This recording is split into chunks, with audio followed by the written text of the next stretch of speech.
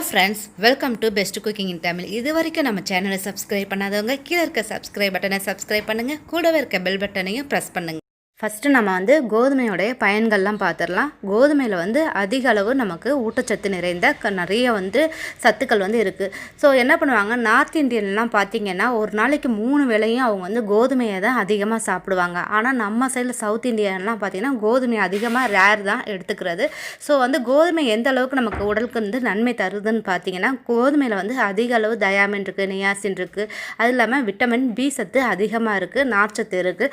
So நமக்கு ஒரு நாளைக்கு நம்ம எந்த சாப்பாடு சாப்பிட்றாலும் சரி, அந்த உணவில் விட்டமின் பி சத்து அதிகமாக இருக்கணும்.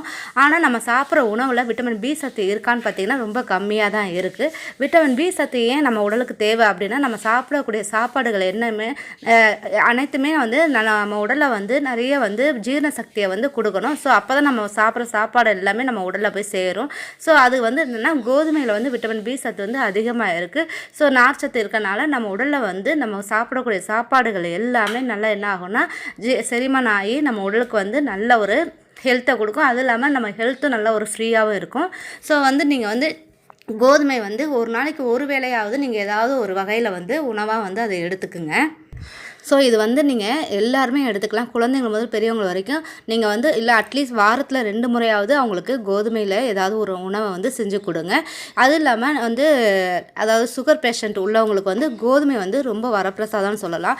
ஸோ ஏன்னா அவங்க சாப்பிடக்கூடிய சாப்பாடு செரிமானம் ஆகாமல் இருந்துச்சுன்னா இந்த கோதுமை ஏதாவது ஒரு அதாவது கஞ்சியோ இல்லாட்டினா உப்புமாவோ அந்த மாதிரி சப்பாத்தியோ இந்த மாதிரி சாப்பிடும்போது அந்த விட்டமின் பி சத்து அவங்களுக்கு கிடைக்கிறனால அவங்க உடலில் இருக்கக்கூடிய அந்த சாப்பாடு செரிமானம் ஆகாமல் இருந்துச்சுன்னா இது என்ன ஆகும்னா நல்ல செரிமான சக்தியை உண்டாக்கும். ஸோ அவங்களுக்குலாம் ரொம்பவே இது நல்லதுங்க.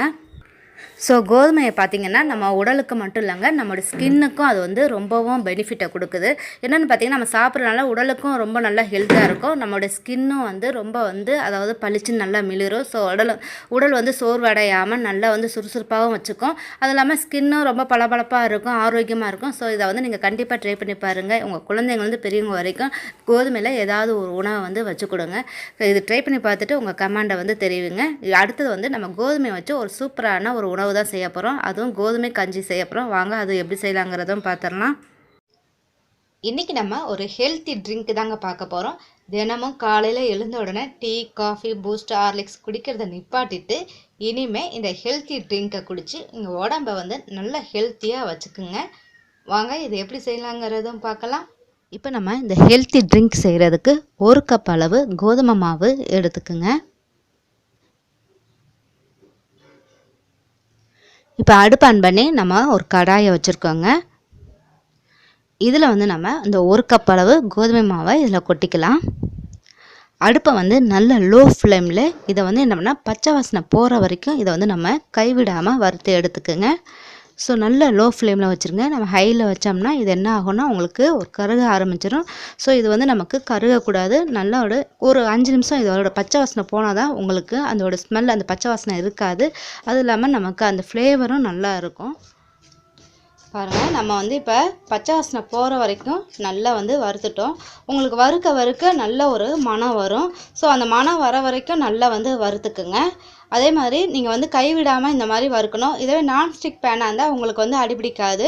ஸோ இது சில்வர் பேன்னால நமக்கு என்ன ஆகணும், டக்குன்னு பிடிக்க ஆரம்பிச்சிடும். அதனால் நீங்கள் என்ன பண்ணுறீங்க, நீங்கள் கைவிடாமல் இந்த மாதிரி நல்லா கிண்டிக்கிட்டே இருக்கணும். இப்போ நல்லா எனக்கு பச்சை வாசனை அந்த ஸ்மெல்லாம் நல்லா போயிடுச்சுங்க. அது இல்லாமல் நல்ல மணமும் வருது. ஸோ இந்த ஸ்டேஜில் நம்ம இதை அடுப்பு ஆஃப் பண்ணிவிட்டு இதை அப்படியே கொஞ்சம் என்ன பண்ணியிருக்கோன்னா ஒரு அகலமான நான் சில்வர் பாத்திரம் ஒன்று எடுத்திருக்கேன். அதாவது கொஞ்சம் அடி கனமான உள்ள பாத்திரம் எடுத்திருக்கேன். ஏன்னா நம்ம இந்த கஞ்சி காய்ச்சும் போது கொஞ்சம் லேசான பாத்திரமாக இருந்தால் சீக்கிரம் நமக்கு பிடிக்க ஆரம்பிக்கும். ஸோ நீங்கள் கொஞ்சம் கனமான பாத்திரம் எடுத்துக்கோங்க. நம்ம பால் காய்ச்சக்கூடிய ஏதாவது ஒரு பாத்திரத்தை எடுத்து வச்சுக்கலாம். இப்போ இதில் நான் 300 கிராம் அளவுக்கு நான் பால் ஆட் பண்ணிக்கிறேங்க. பசும்பால் ஆட் பண்ணிக்கிறேன். ஸோ இப்போ நான் 1 கப் அளவு மாவு போட்டிருக்கேன். அந்த 1 கப் 150 கிராம் மாவு இருக்கும். அதுக்கு டபுள் மடங்காக நம்ம என்ன பண்ணுறோம், பால் நீங்கள் ஆட் பண்ணிக்கோங்க. இப்போ நம்ம வறுத்து வச்ச இந்த கோதுமை மாவு இதில் கொட்டிடலாம். ஆறணுன்னு கொட்டினா நமக்கு சீக்கிரம் கரைஞ்சிரும். சூட்டோடு கொட்டினீங்கன்னா உங்களுக்கு என்ன ஆகும்னா அங்கங்கே அப்படியே கட்டியாக இருக்கும். அதனால் நீங்கள் கொஞ்சம் நல்லா ஆறின பிறகு இதை கொட்டிக்கோங்க. கொட்டின பிறகு இது என்ன பண்ணுறீங்கன்னா ஒரு கரண்டியை வச்சு இந்த பாலோடு சேர்த்து கட்டிப்படாமல் ஃபஸ்ட்டு நம்ம மிக்ஸ் பண்ணிக்கலாம். நீங்கள் அடுப்பில் வச்சுருக்கக்கூடாது. ஃபஸ்ட்டு நீங்கள் என்ன பண்ணுறீங்க, நீங்கள் வந்து நல்லா கரைச்ச பிறகு தான் நம்ம இது என்ன பண்ண போகிறோம், அடுப்பில் வைக்க போகிறோம். இதை வந்து நல்லா கட்டிப்படாமல் கரைச்சிக்குங்க.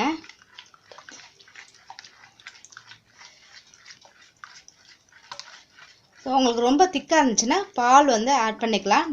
நம்ம காய்ச்ச நமக்கு இது வந்து நல்லா திக்காகும். ஸோ இதில் வந்து நம்ம பால் வந்து நீங்கள் எவ்வளோ வேணால் ஆட் பண்ணிக்கலாங்க. அதாவது நமக்கு குடிக்கிற பக்குவத்துக்குள்ள நமக்கு இருக்கணும். ஸோ அந்த அளவுக்கு நீங்கள் வந்து பால் வந்து தனியாக ஒரு பவுல் வந்து எடுத்து வச்சுக்கோங்க. இப்போ இதை வந்து அடுப்பை ஆன் பண்ணி வச்சுருங்க. நல்ல லோ ஃப்ளேம்லேயே வச்சுட்டு இதை என்ன பண்ணுறீங்க, கைவிடாமல் கரைச்சிக்கிட்டே இருக்கணும். ஸோ நீங்கள் வந்து கைவிடாமல் கிண்டிகிட்டே இருந்தால் தான் உங்களுக்கு கட்டிப்படாது. நல்லா கிண்டிகிட்டே இருங்க. நல்லா திக்னஸ் ஆகினா பால் கூட ஆட் பண்ணிக்கலாம், இல்லைன்னா தண்ணி கூட நீங்கள் ஆட் பண்ணிக்கலாங்க. இதில் நம்ம ஒரு ஏலக்காய் வந்து நல்லா இப்படி பிச்சு போட்டுருங்க. ஒரு ஏலக்காயை, இல்லைன்னா ஏலக்காய் பொடி இருந்ததுனாலும் அதை நீங்கள் ஒரு 1/4 ஸ்பூன் அளவுக்கு போட்டால் போதும். இது வந்து நமக்கு கொஞ்சம் கெட்டியாகும் வரைக்கும் நம்ம இதை வந்து காய்ச்சிக்கலாங்க. ஆனால் நல்லா வந்து நீங்கள் கிண்டிக்கிட்டே இருக்கணும், கைவிடாமல் கிண்டிக்கிட்டே இருங்க. இது சீக்கிரம் நமக்கு குக் ஆயிரும். நம்ம கிண்டிக்கிட்டே இருக்கனால கொஞ்சம் நல்லா மீடியம் ஃப்ளேம்லேயே வச்சுக்குங்க.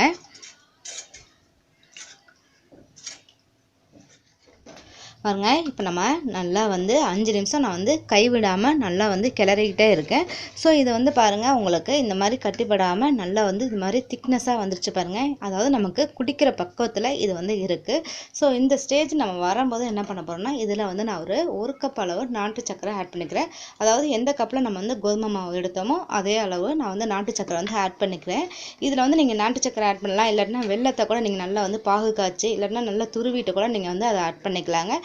இல்லைன்னா ஒயிட் சுகரை நம்ம இதை வந்து ஆட் பண்ணிக்கலாம். ஸோ உங்களுக்கு எது வீட்டில் இருக்கோ அதை வந்து நீங்கள் இதில் ஆட் பண்ணிக்கலாங்க. நாட்டு சக்கரை ஆட் பண்ணுறது ரொம்ப ஹெல்த்துக்கு நம்ம நல்லது. ஸோ அதனால் நான் நாட்டு சக்கரையை ஆட் பண்ணிக்கிறேன். ஸோ அது பேருக்கு வந்து ஒயிட் சுகர் தான் இருக்குது அப்படின்னா அது கூட நீங்கள் தாராளமாக ஆட் பண்ணிக்கலாம். ஸோ இது நம்ம வந்து ஆட் பண்ண பிறகு இது வந்து நமக்கு என்ன ஆகணும், இன்னும் கொஞ்சம் நல்லா வந்து இலக ஆரம்பிக்கும். ஸோ அதனால் நம்ம இதை ஒரு 2 நிமிஷம் வந்து அப்படியே நான் வந்து கிண்டிக்குங்க. ஸோ இதில் ஒன்று என்னன்னா, நீங்கள் கை விடாமல் கிண்டிக்கிட்டே இருக்கணும். கை விட்டு நம்ம எடுத்து ஜஸ்ட் ஒரு 2 நிமிஷம் அப்படியே வச்சிட்டோம் அப்படின்னா டக்குன்னு உங்களுக்கு பிடிக்க ஆரம்பிச்சிடும். ஏன்னா இது மாவுனால டக்குன்னு நமக்கு கீழே வந்து அப்படியே தங்கிரும். அதனால தான் இது வந்து நல்லா கிளறிக்கிட்டே இருக்கணும். இப்போ நம்ம 2 நிமிஷம் நான் கைவிடாமல் நல்லா கிளறிட்டாங்க. நமக்கு சர்க்கரை எல்லாமே நாட்டு சர்க்கரை நல்லாவே கரைஞ்சிருச்சு.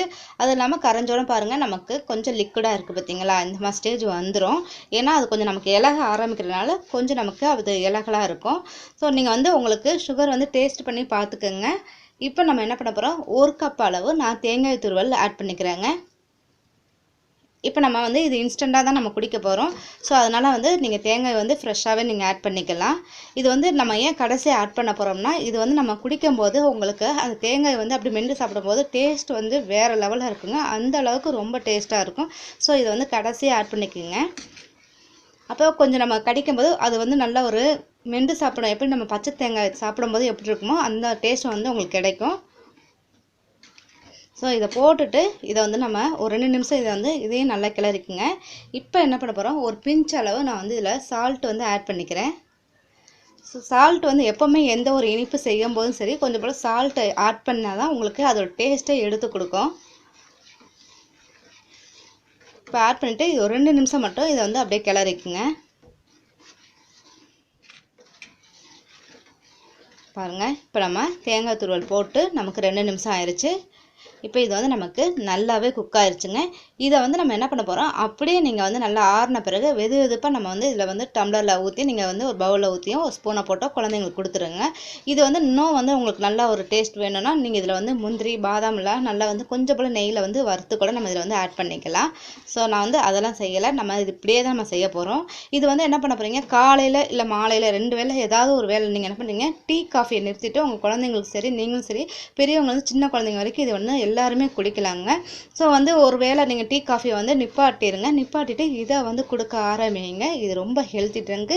இதோட பெனிஃபிட்டை உங்களுக்கு நான் சொல்லியிருக்கேன். ஸோ அதனால் உங்களுக்கு எந்த அளவுக்கு இதில் வந்து கோதுமையில் நமக்கு எந்த அளவுக்கு சத்துக்கள் இருக்குங்கிறத நீங்கள் தெரிஞ்சுக்கலாம்.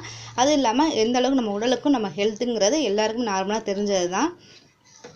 ஸோ நார்த் இந்தியன்லாம் பார்த்தீங்கன்னா உங்களுக்கு கோதுமை தான் அவங்க 3 வேளையுமே சாப்பிடுவாங்க. அவங்க வந்து கோதுமை அதாவது சாதத்தோட ஒரு என்ன பண்ணுவாங்கன்னா கோதுமை சப்பாத்தி, கோதுமை கஞ்சி இந்த மாதிரி தான் அவங்க சாப்பிடுவாங்க. இப்போ அடுப்பு ஆஃப் பண்ணிடலாங்க. ஆஃப் பண்ணிவிட்டு இதை வந்து நம்ம ஒரு பவுலுக்கு வந்து சர்வ் பண்ணிடலாம். பாருங்கள், இப்போ நம்ம வந்து ஒரு பவுலுக்கு வந்து சர்வ் பண்ணிடலாம். ஒரு ஹெல்த்தி ட்ரிங்க்கான கோதுமை கஞ்சி நமக்கு ரெடி ஆயிடுச்சுங்க. கண்டிப்பாக இன்னிலேருந்து நீங்கள் வந்து அதாவது டீ காஃபியை நிறுத்திட்டு உங்கள் குழந்தைங்களுக்கு ஒரு நாளைக்கு ஒரு வேளையாவது கண்டிப்பாக இதை வந்து கொடுங்க. உண்மையாகவே அவங்களுக்கு ரொம்ப ஹெல்த்தாக இருப்பாங்க, ரொம்ப எனர்ஜியும் அவங்களுக்கு கிடைக்கும். ஸோ இது ட்ரை பண்ணி பார்த்துட்டு உங்கள் கமெண்ட் பாக்ஸில் தெரிவிங்க. லைக் பண்ணுங்கள், ஷேர் பண்ணுங்கள், மறக்காமல் சப்ஸ்கிரைப் பண்ணுங்கள். Thank you viewers.